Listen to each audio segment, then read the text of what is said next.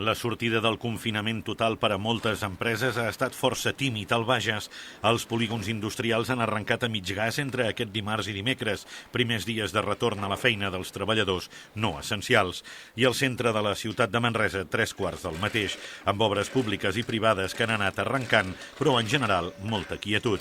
Bona part de culpa en deuen tenir també els ERTO que s'han aplicat a la zona.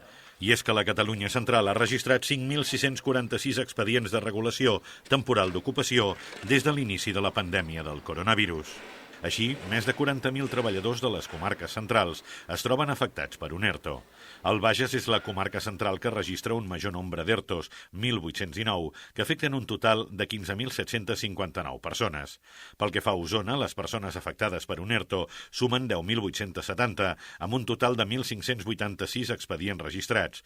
És el cas de la Noia, on s'han fet efectius 1.452 ERTOs, que afecten un total de 9.396 persones, i al Berguedà l'afectació arriba a les 2.518, amb 482 ERTOs registrats.